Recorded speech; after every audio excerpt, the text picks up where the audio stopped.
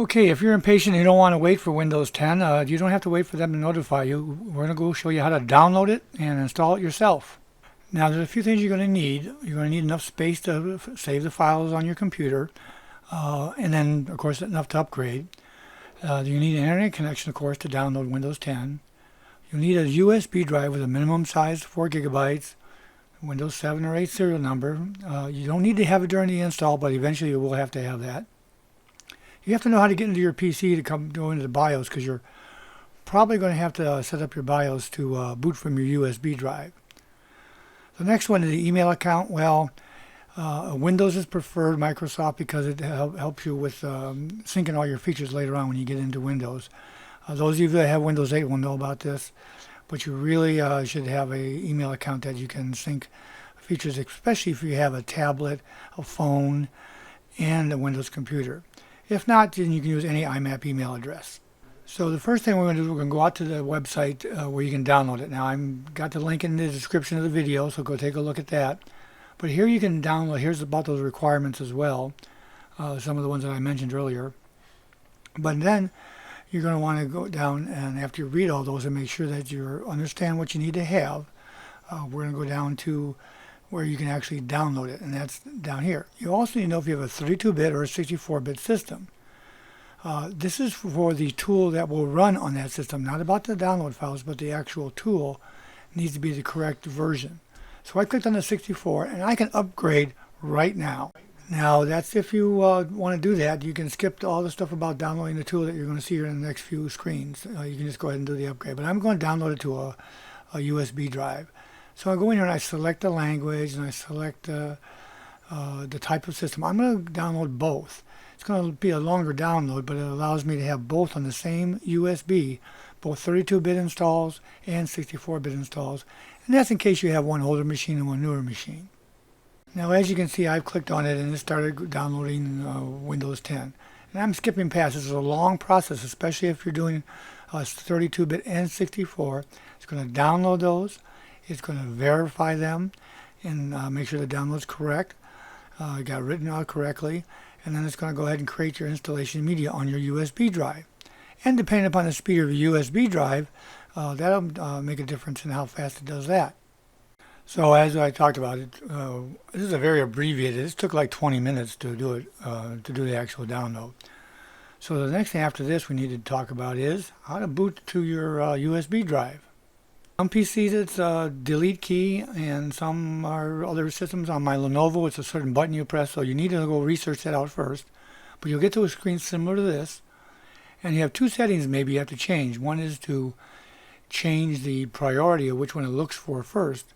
It may already be set up when you plug it in. It may boot fine. But you may have to change that to boot priority and what hard drive it boots from.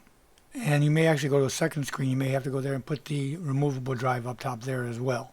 Now, because I installed both the 32-bit and 64-bit systems on the USB, it's asking me to choose which one I'm using it on. So I'm going to go ahead and select the 64-bit. So after it finishes accessing that drive and pulling it up, you have a quick install button. And then you choose your language here on this screen and the other options there as well. And then you just click on the next. Now the next screen will ask you what your product ID is. Now you can enter it there, but you can also down at the bottom there's a skip. You can do it later if you like. You don't have to put it in right now. And then here's the legal screen. Say yeah, I agree. You can read all this down to every detail, and then click next. Like we all do that, right? Now this screen is a little hard to read, but it's probably the most important. You have to choose either upgrade or custom install. If you choose upgrade, it'll upgrade your system. If you choose custom install, it will overwrite your system. As a matter of fact, the next screen lets you choose which drive. Now my Windows 8 is on the drive partition 1. It's a small SSD, so I know that 111 megabytes is where I want it to go. Do not make a mistake here. If you choose the wrong hard drive, it'll start writing right into the step here, which is overwriting your files and eliminating everything that's on your drive if you chose option 2. So be very, very careful. If you have multiple drives, make sure you're installing it to exactly where you want it to.